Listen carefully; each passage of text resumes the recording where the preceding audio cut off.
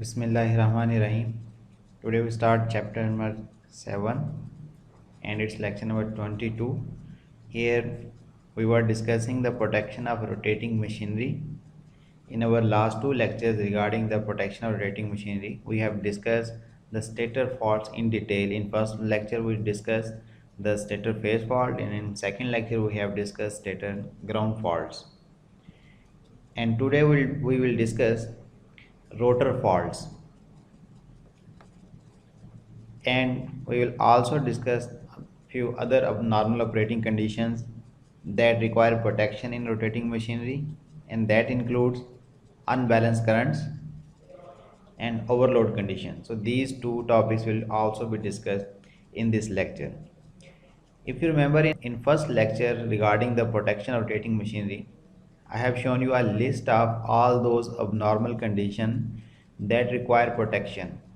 So first one was the stator fault that we have covered in our last two lectures.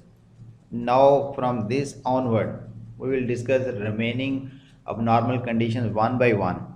Here I am including three more: rotor faults, unbalanced currents and overload condition.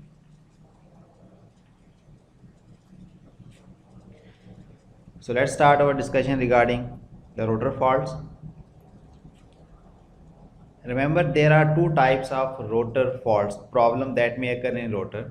That is rotor ground fault and other is rotor heating. So rotor heating obviously mean increase in temperature of the rotor. So these are the two problems that should be addressed. So there are only two ways by which a rotor can have an abnormal condition. Here in this diagram you can see a rotor of a large synchronous machine, and it is visible from the diagram that this machine has salient pole construction of the poles. So this is salient pole rotor of a synchronous generator, and here we have a round rotor of synchronous machine where you can see the poles are not visible here on the surface. In case of salient pole machine, poles can be as high as 50 poles or even greater than that. So number of poles in case of round rotor machine will be limited up to 4 pole. Machine will be either 2 pole or 4 pole machine. So in thermal power plant where the shaft speed is very high, so it is preferred to use the round rotor machine. And in case of hydel power plant where the shaft speed is not very high but we have very high torque available, so salient pole rotors are used. So remember, the number of poles of machine decide the speed of rotation of rotor at synchronous frequency. Higher will be the number of poles, lesser will be the RPM of rotor to achieve synchronous frequency or synchronous speed. So these two rotors belongs to synchronous machines. Now in case of induction machine, this is the first type of rotor known as squirrel cage rotor. Here we can see the skewed lines on the surface of this rotor are actually the conductor of rotor, which have been short circuited with each other on both ends with the help of shortening rings. So that will give it a shape of a cage. If we remove the core material, so remaining conductors and two ends will make it look like a cage. So that's why it is known as a squirrel cage rotor. So you can see the shortening rings at the end of the rotor where we have connected all the conductors or bar of the rotor with each other on both ends. So second type of rotor in induction machine is wound rotor. So here you can see the winding on the rotor of a wound rotor induction machine. So here connection to that winding is made with the help of three slip rings for three phase machines. So you can see here we have three slip rings to make a connection with three windings ABC. In case of large size induction machine, the size of this rotor will become much bigger, and here again you can see there are three slip rings to have access or to have electrical connection with the three phase winding of rotor. So large size induction machine will have a rotor look like this. So I have shown you the rotors in synchronous machines and in induction machines. In this diagram in front of you, the top two, these diagrams are for squirrel cage, and here we have wound rotor induction machine rotor. And in previous two diagram we have seen that two different types of rotors in synchronous machine, that will be salient pole and round rotor. So another difference, in case of synchronous machines, rotor will be supplied with DC supply, that is known as excitation. But in case of induction machine, normally there will be no external supply connected to the rotor, and power or current is induced in this rotor from the stator side. But if we have a wound rotor induction machine, then access to the rotor winding is used to take some power from the rotor. So that is for higher power rotors where we want to have a control over the starting torque and our other characteristics of the motor. We may have construction like the wound rotor induction rotor. So obviously where we are providing DC to the rotor, there will be no problem of hysteresis, or you can say eddy current losses, because DC does not produce any of these two losses. But here in case of induction type machine where rotor will carry a AC current, so hysteresis as well as eddy current losses both are present. So that's why rotor construction will be, rotor will be made of laminated sheet of magnetic material. Now out of these two problems associated with the rotor ground fault and rotor heating, we will discuss the first one, that is rotor ground faults. Okay, this discussion belongs to synchronous machine. Grounding of rotor will be discussed with respect to the synchronous machine first. Remember, the field circuit of generators are operated ungrounded. So due to this reason, if either positive terminal or negative terminal of DC supply which is connected to the field winding is get short circuited with the ground, that is not problematic at all, because no current will be there due to the ungrounded nature of this field circuit. But problem is, if the first ground fault was not addressed, then in the presence of first ground fault, if another fault occurs after a short time or long time, so that may result in a line to line fault, means short circuiting of positive terminal of battery or DC supply to the negative terminal, or you can say unbalancing in the magnetic field of rotor if fault occurs inside the winding. So that's why that may result in heating and vibration in the rotor. So due to this reason, detection of first ground fault is required even if we don't have any fault current due to the first ground fault. So these are the two commonly used techniques to detect the grounding of rotor of synchronous machines. First method is AC detector. Second method is DC detector. So in both of these techniques, one end of this detection technique is permanently connected to the rotor circuit and other end is permanently connected to the ground. As soon as a fault occurs, a ground fault occurs in the rotor circuit, we will be able to detect that with the help of a relay. So here I will show you with the help of diagram the AC detector. In this diagram you can see the generator field has been excited with the help of a variable DC that will make it controllable. So that is excitation control. And then that DC has been applied through these circuit breakers to make this excitation on and off according to the requirement. And remember, this circuit, the DC source, generator field and the wires that are connecting source with the field, that is kept ungrounded. There is no intentional ground connection of this circuit. So that is known as ungrounded operation of rotor field circuit. Here is an AC detector. What are the different components in this AC detector? From here, a 120 volt AC signal alternating voltage is converted to DC with the help of the rectifier.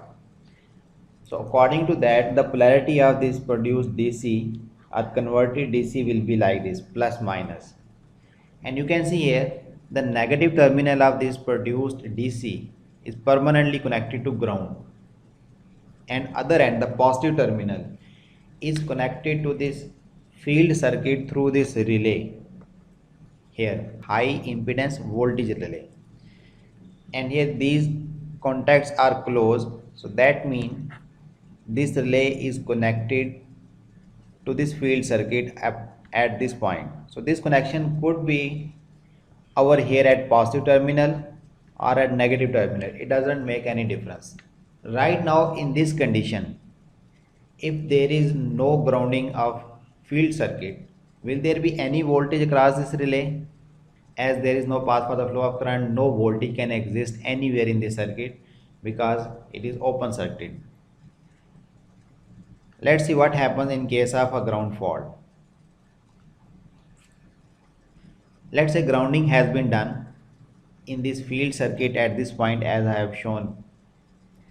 As soon as a ground fault occurs, the DC current, although very small because we have very high impedance in path of this DC supply, so this will be a path of flow of DC current into the ground. So you can see here this current is passing through the high impedance of relay and produce a voltage drop across this relay in this polarity.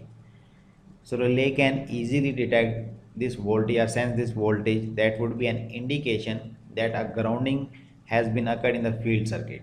Similarly, if we move this fault inside the field winding, then this is the path for the flow of current.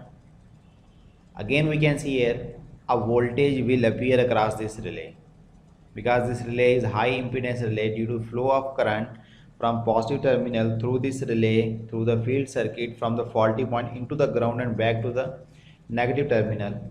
So voltage will appear across the relay. So it means if this relay is reading no voltage, circuit is healthy. If it is observing any voltage, that is an indication of grounding of field circuit. So it means maintenance is required.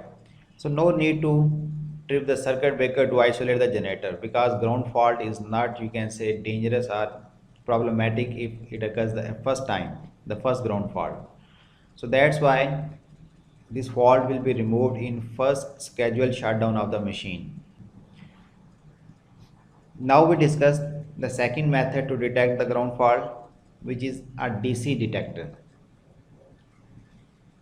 Here is the diagram for a DC detector.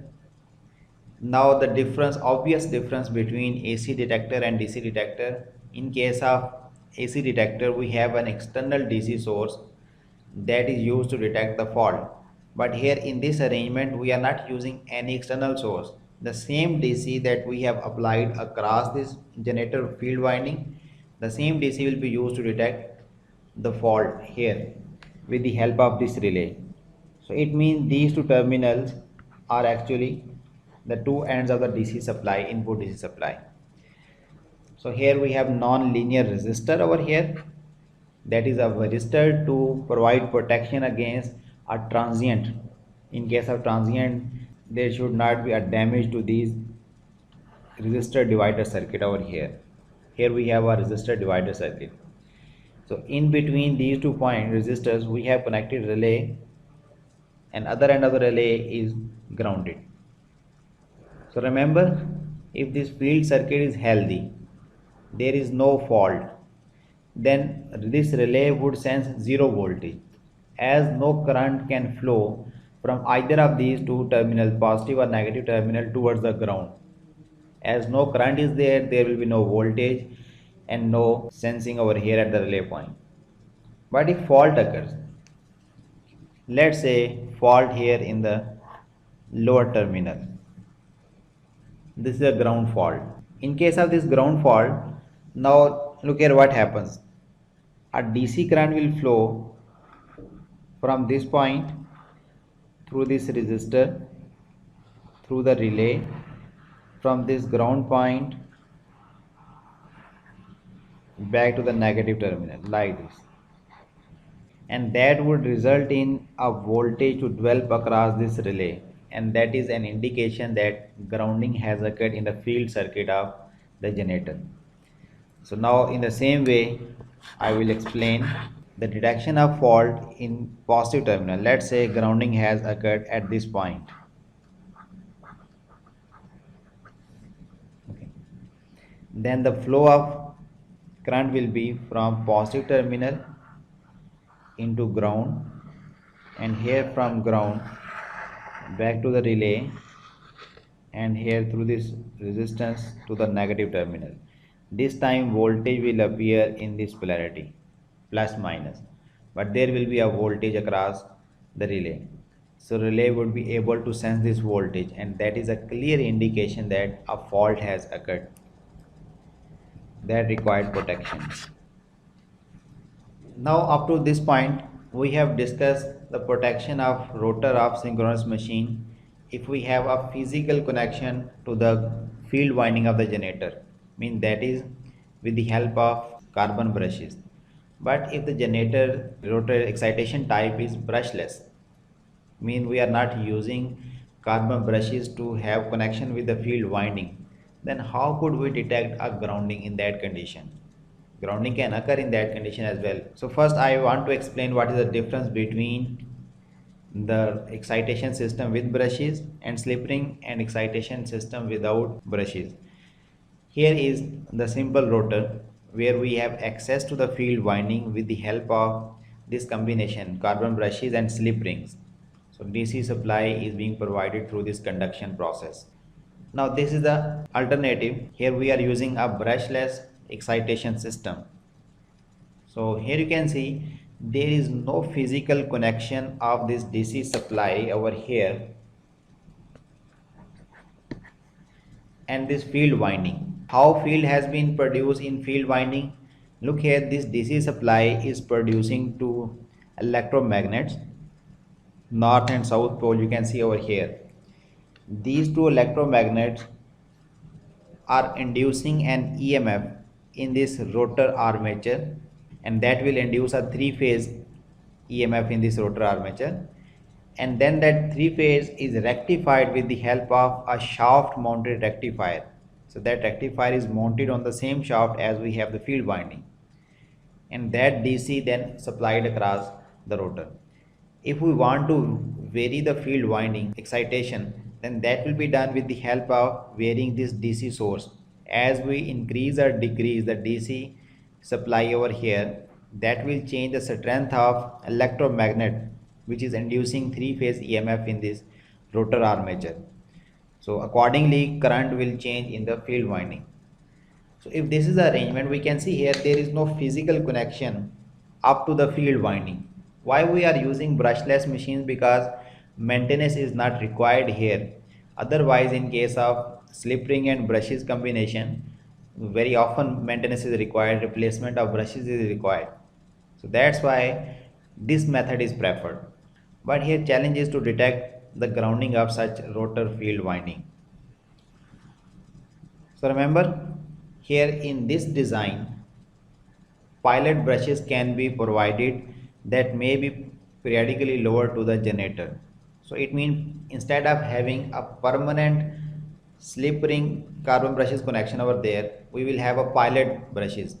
So these carbon brushes will be lowered to the generator to have a temporary connection with the slip rings, and the remaining detection process is same that we have discussed previously, AC detector or DC detector. As soon as these brushes will make connection with the field winding, if relay will detect any voltage, that means ground fault has occurred, and if no voltage is observed, it means field circuit is healthy. So that is the solution of this problem if we have a brushless exciter.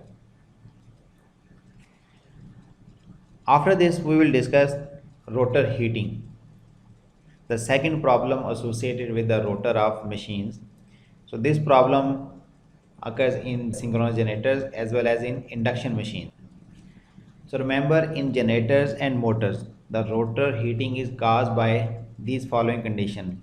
The first two, lock rotor condition and unbalanced supply. These two problems are associated with the motors, And the third problem, unbalanced loading. This problem is associated with the generator. So that will result in rotor heating. So remember, protection is not provided directly to this problem of rotor heating. Instead of providing protection against the rotor heating, we will address these problems. So lock rotor condition will be addressed, unbalanced supply will be addressed, and unbalanced loading. These problems will be addressed. So rotor heating will automatically address indirectly. So shortly we will discuss how these conditions may result in heating in the rotor. After completing the discussion regarding the rotor faults, now we are going to move to a second problem that we want to discuss today is unbalanced current. So first thing, how does unbalanced condition occur in motors and generators? Here in case of motor, unbalancing occur due to unbalanced supply. If applied voltage across motor is not balanced, and in case of generator there are many possibilities of having unbalanced current. For example, so if one of the terminal become open which is connecting generator to the system, so it means generator is supplying power to the system only through two phases, so that will result in unbalanced current in generators. Or if there is some unbalancing in the design of immediate step up transformer of generator, that is GSU, generator step up transformer, that may also result in unbalanced currents. So similarly, an unbalanced fault, unsymmetrical fault in the system that is sustained, mean that is not cleared by that relative protection, then that may result in unbalanced current in the generator as well. So another possibility, if in some country single pole operation of circuit breaker is practiced, then in case of line to ground fault, if tripping has been done and reclosing has failed, that may result in unbalanced current in generator. So these are the few conditions due to which unbalanced current may exist in generator. In case of motor, there is only one reason, that is unbalanced supply.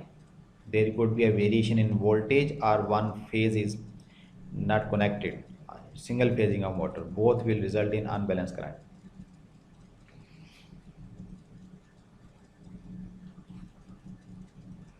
So now let's see what is the problem associated with these unbalanced current. Due to unbalanced currents, negative sequence current flows in stator winding.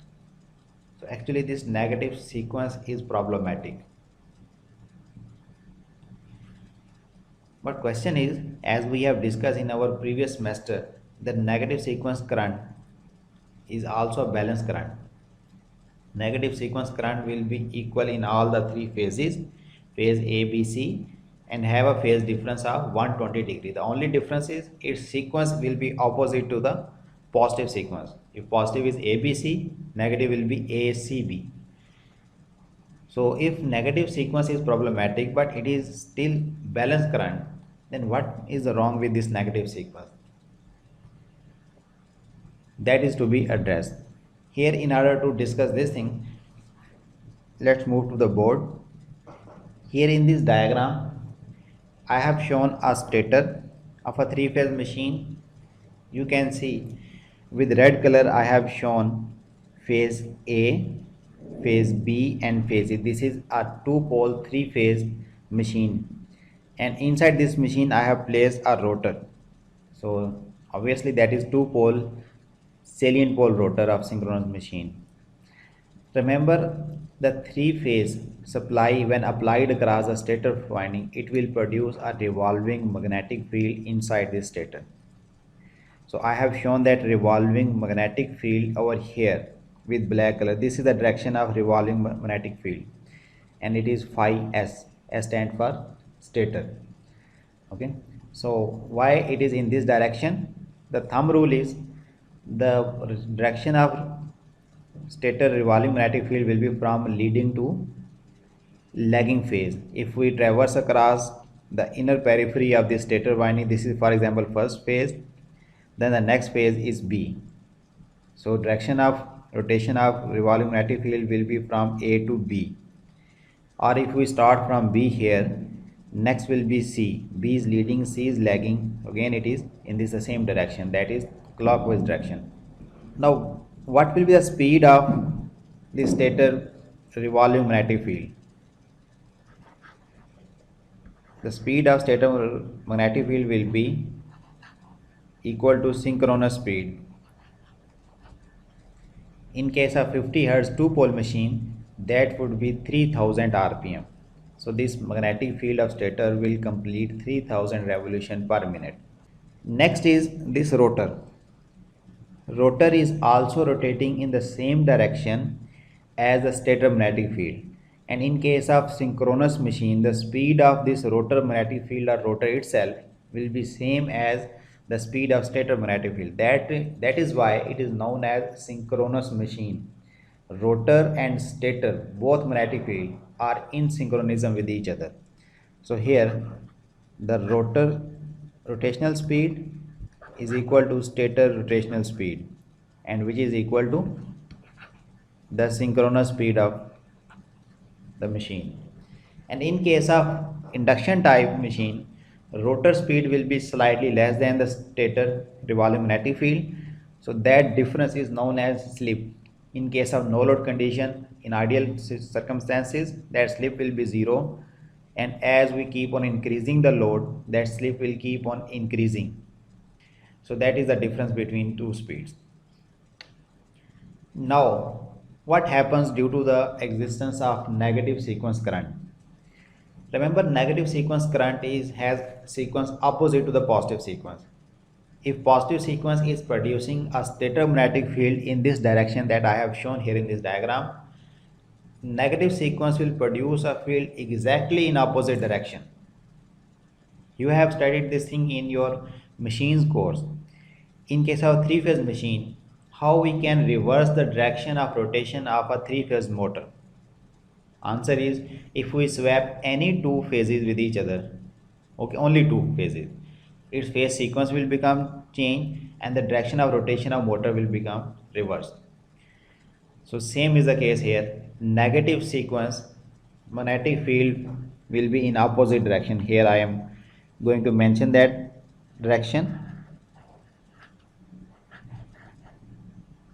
This is a stator field due to negative sequence current. Okay, now next question is, what will be the speed of this revolving magnetic field? Again, it will be rotating with synchronous speed. Now look here, what is the relative speed between negative sequence revolving magnetic field and rotor? If we look at here, the rotor is rotating in clockwise direction with synchronous speed, and field produced by the negative sequence current in stator is rotating in counterclockwise direction with synchronous speed. The relative speed difference between these two, that is the change in these two speeds, stator due to negative sequence and the rotor magnetic field, that will become 2 times of synchronous speed, because one is rotating with synchronous speed in one direction, other is rotating with synchronous speed in other direction. Now due to such a high relative speed difference between rotor and negative sequence revolving magnetic field, it will induce very high frequency, high magnitude current in the rotor. So due to very high magnitude of current, I square R losses increases, and due to very high frequency, that will be double of the system frequency. If system is 50 Hz, then this frequency induced in the rotor will be of 100 Hz. Hysteresis losses will increase, and similarly eddy current losses will increase. Due to these I square R losses, hysteresis losses and eddy current losses, due to these losses, heat will produce in the rotor, and the rate of rise of temperature of this rotor will be much higher due to having very high magnitude of current and due to having very high frequency. So due to this reason, heating will produce in the rotor due to unbalancing. So in rotor protection, we have discussed that rotor heating will occur due to unbalanced supply or unbalanced loading. Okay, there was a third condition, lock rotor condition. We will discuss it later, but we have addressed this thing over here. Due to unbalanced supply or unbalanced loading, we have unbalanced current, and unbalanced current will result in negative sequence current, and negative sequence current will produce very high magnitude and high frequency induced current in the rotor, which will result in heating of the rotor. I hope now you have idea how this negative sequence current is affecting the rotor. Why this was not happening in positive sequence? If we look at the positive sequence, stator magnetic field and rotor, in case of synchronous machine, both are rotating in synchronism with each other. It means there is no relative speed difference between them. There would be no induction from stator into the rotor. That's why no heat produced due to this reason. In case of induction type machine, the relative speed difference between rotor and stator magnetic field, positive sequence stator magnetic field, will be equal to slip, that is maximum 5%, or it will be less than 5 3% in most motors, but it go up to 5%. So that is very small difference. So that will result in an induced current in the rotor, which will have less magnitude as well as lesser frequency. Rotor frequency, rotor induced current frequency is given as S time stator current frequency. S is the slip. Okay, so it means if we have 3% slip, so 50 hertz frequency, that will become 0.03 into 50. Induced current will have only 1.5 hertz frequency in case of induction type machine. But as soon as negative sequence field will be there, this induced frequency will approaches up to 100 hertz, 2 times of the fundamental frequency. So that will cause severe heating in the rotor. How do we provide protection against this situation? Remember, industry standards have been established which determine the permissible unbalanced limit of the generator. Limits mean up to which level a generator can carry a negative sequence current, and that is described with the help of this formula. Square of the per unit value of negative sequence current multiplied by the time for which it can be tolerated is equal to a constant K, that is known as capability constant of the generator for negative sequence current. Okay, remember, if negative sequence current will be higher, so time will become less to keep this K constant, and if we have less amount of negative sequence current, so generator can withstand that current for a longer duration. So if we draw its characteristic, that will be inverse time characteristics. Higher the current, for lesser time it will withstand that current. Less will be the current, for higher longer time it could withstand that current. Remember, up to 800 MVA size of synchronous machine, this capability constant is 10. Okay, means the square of the per unit negative sequence current and the time in second will be equal to 10. And if the size of machine will go beyond 800 MVA, here is a modification to calculate the new value of this capability constant, that will be 10 minus 0.00625 into MVA rating of generator minus 800. So for example, for a machine rated at 1000 MVA, this capability constant will be 8.75. So as the standard has been developed for generators, there is no such standard for motors. Usually it has been assumed that for a motor this K is equal to 40. So here I summarize. For generator, this capability constant is 10 up to 800 MVA. If machine size go beyond 800 MVA, here is a formula to calculate the capability constant. For example, for 1000 MVA machine, by using this formula, K will be 8.75. And no standard has been established for motor. So that's why it is usual practice to take K, this K is equal to 40. Now we have discussed the capability of machines for negative sequence current. Now let's discuss how to provide protection against these unbalanced currents. So now generators are protected against this unbalanced condition with the help of negative sequence relay. 46 is standard designation number of this relay. So this relay will first alarm to alert the operator about this abnormal condition. If proper corrective measure has been taken, it's okay. Otherwise, machine will be taken out of service. So what is the negative sequence relay? In case of electromechanical negative sequence relay, that would be a simple overcurrent relay being energized at the output of a negative sequence filter. So that negative sequence filter will only allow negative sequence current to pass on. Next we have only overcurrent relay that will respond to that negative sequence current. But in case of digital relay, computation of negative sequence component in current is very easy. If all the three phase current have been supplied, then just solving a single equation, we can get the negative sequence current. So in case of motors, such negative sequence relays are normally used for large size motors. For small size motors, we normally use phase balance relays. So these phase balance relays will detect the unbalancing in phase if the phase difference is too large. So such type of phase balancing relay will respond if, for example, motor is operating on single phase condition, that is known as single phasing. One of the three phases is out. Motor is operating on two phases, that is known as single phasing of motor. So phase balance relays are, you can say, immune to small differences or small variation in the voltage, unbalancing in the voltage.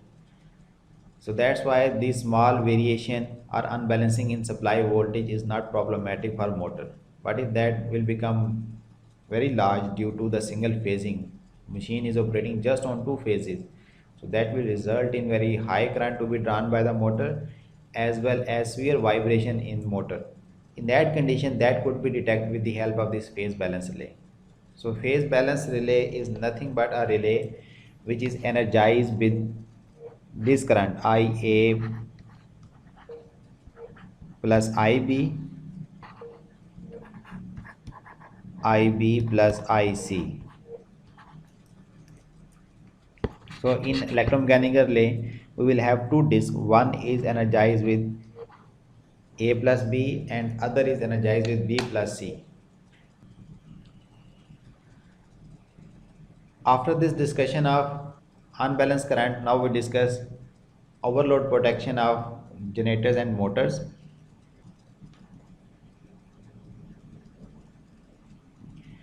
So remember, overload protection practices are different for generators and motors. Here something to remember, normally overload protection is not provided for generators. So here we are talking about generators which are connected to the system, part of interconnected system. So normally overload protection is not provided over there. So because there is no chance of overload, and if overloading will happen, that will happen what happened few days ago here in our country. There was a complete blackout. Okay, so system is designed in such a way that this overloading will never happen in the system or should not happen in the system. So that's why overload protection is not provided. So if we are going to apply overload protection for generator, so that will be for the backup of the bus fault. If fault occurs in bus and feeder and its primary protection fail, then we may have an overcurrent protection over there at generator side to back up that fault. So the use of an overcurrent relay alone is difficult over there. So to overcome this problem, a voltage control overcurrent relay or impedance relay can be used. Now here few things have been mentioned over here.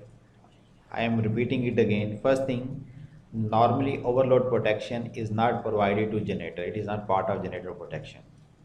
Second, if we are providing protection against overload condition, that would be not the overloading of generator, that would be the backup protection of the bus fault. Okay, So if fault occur in bus and its primary protection fails, then this overload protection of generator will be there to provide protection. Next thing is, we know that overloading mean increase in current. Okay, that is easily detected by monitoring the value of current. But here in case of generator, overload protection just with the help of overcurrent relay is not possible as well. So we need a voltage control overcurrent relay to make a discrimination between the condition which require protection and condition which does not require protection. So now what is the problem? Why overcurrent cannot detect overload condition? In this diagram you can see a generator is connected to the system bus through a GSU which is directly connected to generator, and then between this generator step up transformer and bus we have a circuit breaker. So if fault occurs here on this bus, the fault current is being supplied by this generator, and this fault would be cleared by this bus protection which would detect this fault and open this circuit breaker. If due to any reason this bus protection, primary protection, will fail to clear the fault by opening this circuit breaker, then we have a backup over here at the terminal of the generator, which is known as overload protection of the generator, that would respond to this fault to clear this fault, and that will be with the help of an overcurrent relay. Now problem is, the simple 51 overcurrent relay cannot detect or provide backup to this fault because its settings are not possible. What does it mean by its settings are not possible? Just recall this oscillograph of the current produced by the generator. In case of a short circuit fault, initially we have very high fault current, that is known as subtransient fault current, and then with the passage of time of few cycle, 1 or 2 cycle, it get converted into transient current, and then after a long time this current will attain a steady state value. This is known as steady state fault current. We have studied this thing in last semester, the behavior of short circuit fault current of synchronous machine. Remember, when fault occurred here at this bus, no doubt the fault current was very high, but primary has failed and then we need a backup. Meanwhile, where the primary try to detect the fault and clear the fault, in that time duration, possibility is there that the fault current level has reduced from this very high subtransient to this steady state value, because backup normally operates after a delay of 0.3 second, 300 millisecond. That is sufficient time for current to travel from subtransient period into the steady state period. So current may become steady state. Now at this time when primary has failed and backup is required, maybe this current is not sufficient to cause tripping of this 51. Reason? Because here fault current during steady state condition, that could be just slightly above the rated current of the generator, or that could be even less than the rated current of the generator, or very close to rated current of the generator. There is no way that we can set this 51 to detect this current in steady state condition, because generator rated current and the steady state fault current are very close to each other. So there is no way to have a pickup setting for this 51 time delay over current delay so that it could detect this fault. If we make the setting of 51 above the rating of the generator, then it would not be able to respond to this fault which has moved into the steady state condition. So that is of no use. In the same way, if we set the setting of this 51 too sensitive to detect the fault current during steady state condition, possibility is there that this relay would trip during the normal operation of the generator, because rated current of the generator may get higher than the setting of this relay. So due to this reason, we will have to provide a supervision to this relay 51. What does mean by the supervision? Supervision means we have a voltage relay over here which will control the operation of this time delay over current relay. What does it mean? That would be an under voltage relay. It means this relay 51 would not operate unless under voltage relay has been tripped. So we have used this supervision by keeping in view that in case of rated operation of machine, when this machine is providing the rated current, the terminal voltage will be equal to nominal voltage. So that is the normal operation of machine. But in case of steady state fault condition, this terminal voltage will collapse to zero because all the voltage drop will be across the synchronous impedance of the machine or few across the GSU series impedance. So voltage will collapse in that condition. So it means these two conditions. Voltage at the terminal is low, less than the rated value, and current is equal to the rated value. That is the condition of sustained fault in the system. So relay should operate in for that condition. And if the voltage is equal to rated voltage and current is equal to rated current, it means that is the normal operating of the machine. So by keeping in view that in case of fault condition, voltage will collapse to very low value, as voltage supervision can be provided with the help of an under voltage relay.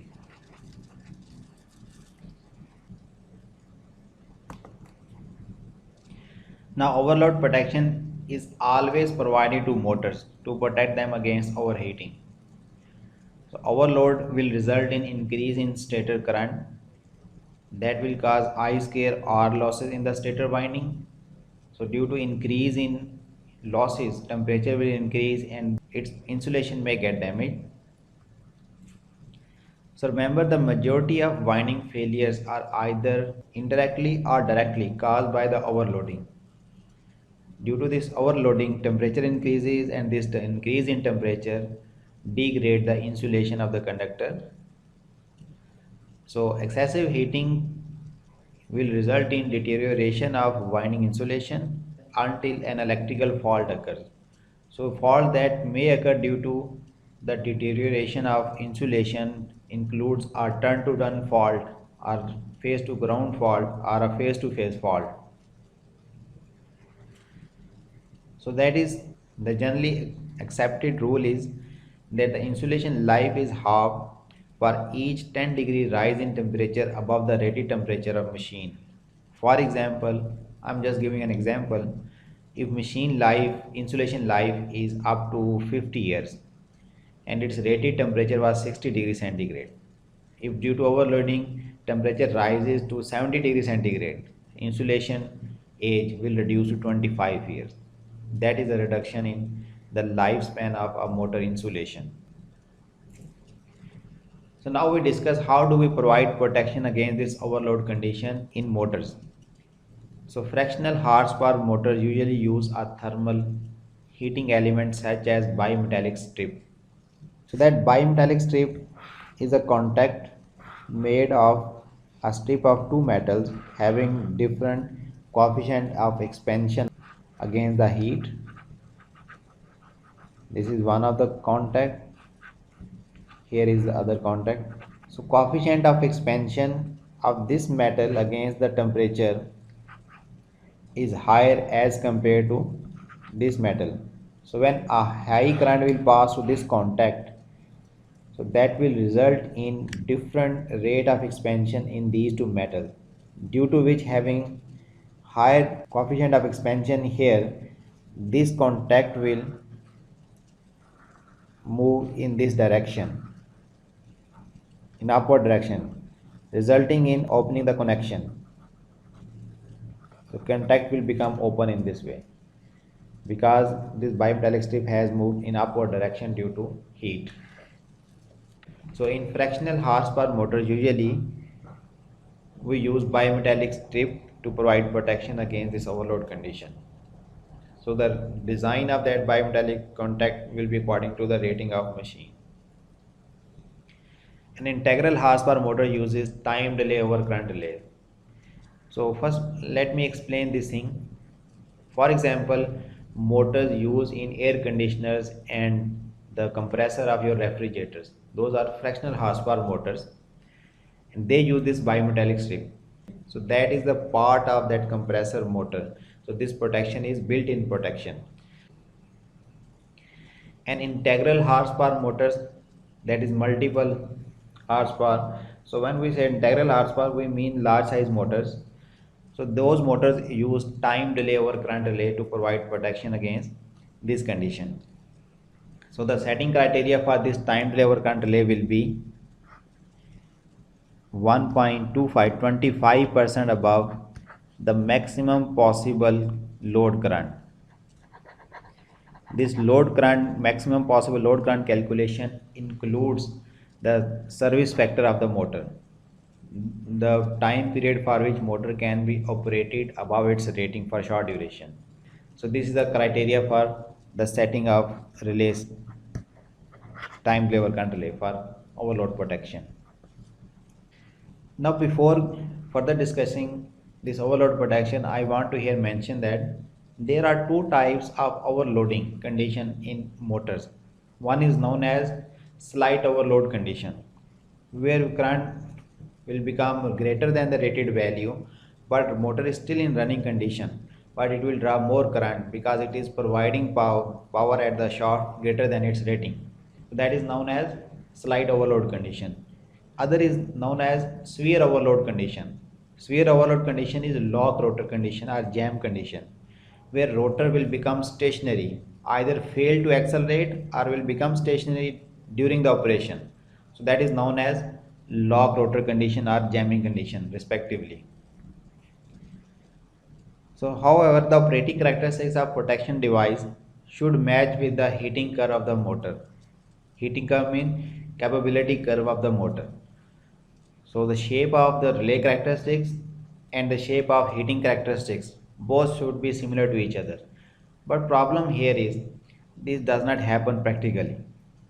Time delay over relay characteristics does not match exactly in the same way as the motor operating heat characteristics. So here the alternate is a thermal overload relay are known as thermal replica relay that will provide a good protection against overload condition, that is long duration slight overload or medium overload condition. What is a thermal replica relay? Remember, thermal replica relay operating characteristics will be according to the construction of the motor, its ventilation system and its heating characteristics. Means how the heat is conducted into the environment and how heat is produced and how it will behave in that condition when rotor is stationary and when rotor is rotating. All these parameters are replicated with the help of thermal replica relay. So mean response of the relay will be similar to the heating response of the motor. So these thermal replica relay are designed for a particular motor. So motor to motor it will vary. As motor type will change, thermal replica relay will change accordingly. Okay. So these thermal replica relays are designed for motor overload protection. But problem is these thermal replica relays are too slow to respond during severe overload condition or heavy overload condition like motor jamming condition or motor lock rotor condition, because the behavior of motor during lock rotor condition and during light and medium overload condition is completely different from each other. For example, in case of lock rotor condition, rotor is stationary.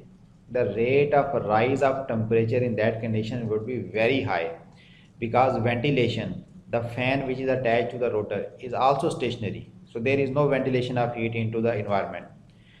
But when the rotor is rotating and rotor is overloaded, machine is overloaded, it is producing heat. In that condition, the behavior of machine will be completely different because heat is being transferred into the environment with the help of that ventilator or with the help of that cooling system. So due to this reason, thermal replica relay will provide best protection during the operational loading during the medium and light overload condition, but would not be able to provide a quick protection during the log rotor condition. So here is what does mean by our discussion. You can see here the dotted line in this graph is motor limit against the current and time. If a particular value of current will sustain for a given value of time, this motor get permanently damaged. For example, for this current value of current motor can withstand this current only for this much time. It means whatever protection we are going to apply, that must respond before this time. So here this portion from this point to this point, that is slight overload condition. Okay, light overload condition. Here thermal replica relay will provide a good protection during this region. But in case of log rotor condition, we can see here the relay characteristic of thermal replica relay is not quick to provide protection against the log rotor condition. Mean motor limit has reached much before than the relay tripping time. So it means the motor get damaged before the operation of thermal replica relay. So that is a problem with thermal replica relay. But if we provide protection with the help of time delay over current relay, we can set this time delay over current relay to operate as quickly as we require. But issue is that may provide overprotection during light overload condition. Means motor could withstand that overload condition for longer duration, but relay has tripped it much earlier than that time delay over current relay. So it is overprotecting the motor during lightly overload condition, but its response during heavy overload condition is very good. So now in some motors, sometimes combination of thermal replica and time delay over current relay is used. How? The setting is done in such a way that during the light overloaded condition and medium overload condition, thermal replica relay will be there, and during severe overload condition, time delay over current relay will be used.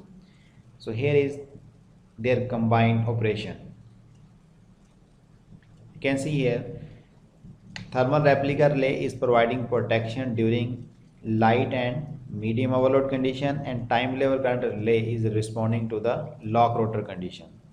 So although it is very difficult or complex thing to have the setting of the relay to satisfy or provide adequate protection in both the scenarios, but it could be done. So this NEC, National Electric Code, requires that an overload protection for motor should be provided in all the three phases. So although this overload condition is a balanced condition, when motor get overloaded, current increases in all the three phases. Even then, it is a requirement of National Electric Code guideline that overload protection should be provided in all the three phases. So why it is required? Because if we have a delta Y transformer which is stepping down the voltage to supply a motor, then single phasing on the high voltage side, delta side of the transformer may result in current distribution in this proportion. One phase has the double of the rated current and two other phases will have the half of that current. So due to this reason, if we are using protection only in one phase or only in two phases, so what will happen? Overload protection may fail to detect this fault. In order to explain this thing, here we have a delta Y transformer. A motor is connected on the Y side of this delta Y transformer, and if I mark the polarity marking corresponding to this winding, we had winding over here, and against this winding we had here, and against this winding we had over here. So these are the winding across the same pole of same limb of the transformer core. So let's say due to some problem this phase is open, maybe a fault has occurred and that resulted in a blown fuse that have taken this phase out. So now what will happen here? You can see here across this winding of the delta side, the voltage before this outage and after this outage is as it is, no difference at all. It means whatever the condition before the fault, it will remain same as after the fault. It means full voltage will appear here, let's say 1 per unit. Now what happens in remaining two phases? So the same line to line voltage, let's say it is A, B, C, voltage B to C are appearing across the series combination of these two phases. It means half of the voltage is across here this winding, half of the voltage across this winding. So we can say that here voltage across this secondary winding will be half, voltage across this secondary winding will be half. So what is the distribution of current according to this voltage across these three phases? Here, if I just make this fraction to a complete number, current here in this phase will be double as compared to current in these two phases according to the voltage level.